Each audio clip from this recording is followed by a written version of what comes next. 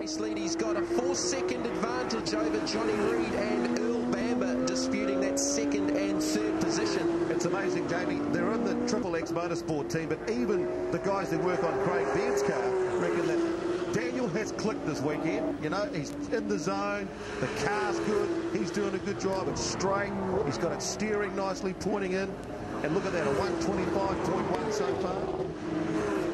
He's doing the job, and well, he's maintaining his championship lead after Pukekohe. His confidence took a big hit when he badly beat up this car in a testing crash on the Friday at Pukekohe. Jumped into Mike Morton's example, and just again as the confidence grew and things sort of fell his way, he came out of Pukekohe with the championship lead, and a newly instilled confidence, as you said, for Daniel Gaunt, former Toyota Racing Series champion. And driving like a, well, he's just got a huge boost in confidence, hasn't he? And really enjoying it. In the zone, can't do anything wrong at the moment, is where Craig Beard, if you look at that, his crew are saying, man, he's losing luck. They don't want another one of those rounds where they had the bad luck at Pukekohe. But look at this. That's the second time this season that he and Mitch have come together. Well, I think Craig, you know, he won his 6th consecutive championship last year. He finished every race. And at the moment, he's still doing that, but he's having problems as Hugh Gardner's now trailing the rear bumper on his 997 car. And 4th position here for Hugh Gardner, 2-time 996 Challenge champion over the last couple of seasons. Another former New Zealand kart sport champion. Another guy that's had a huge moment even before the racing this season.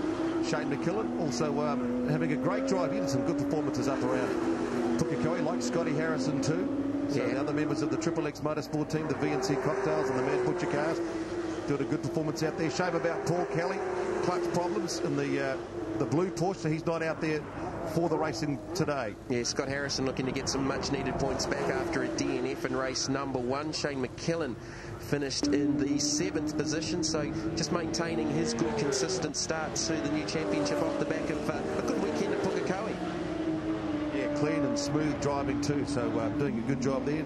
Circulating around about 127.2 for McKillen. His best times both around that 126 mark. And Scotty Harrison just been held up by the boss, but there'll be no Biff and Mingle though.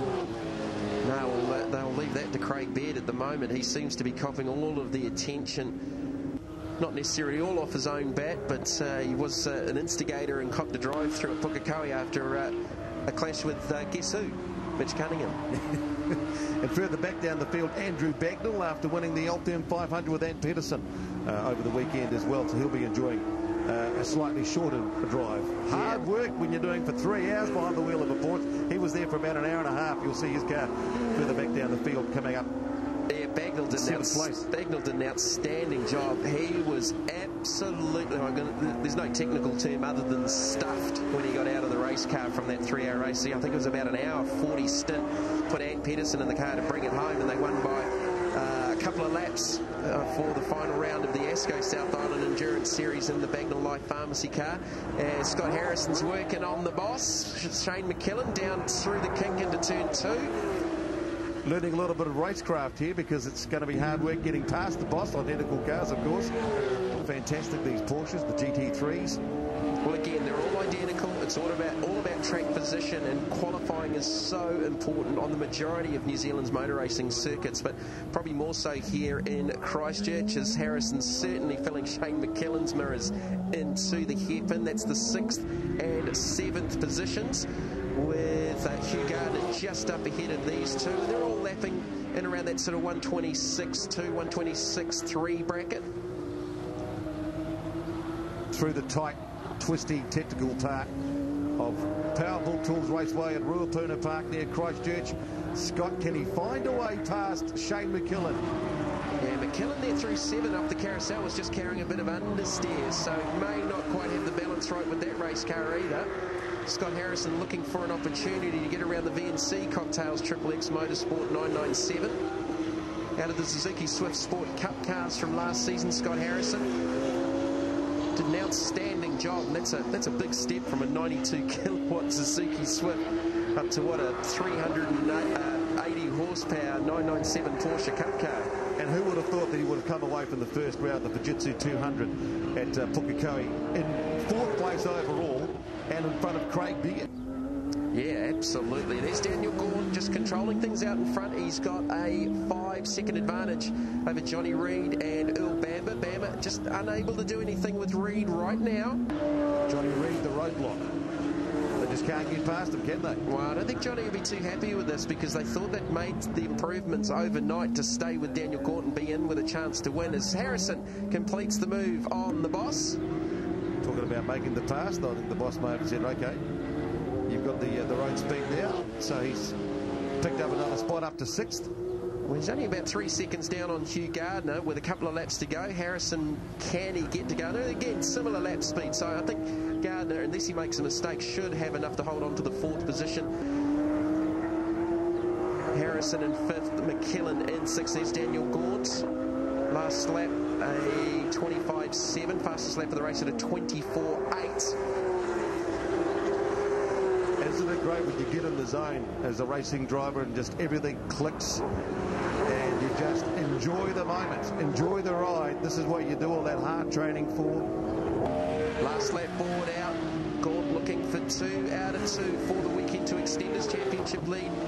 He increased his championship lead by a further 8 points over Johnny Reid in race number 1. So that lead is 36 points, and he's going to look to do the same thing again and increase by another further 8 points heading into the final race of the weekend as Bamber try to find a way around Johnny Reid.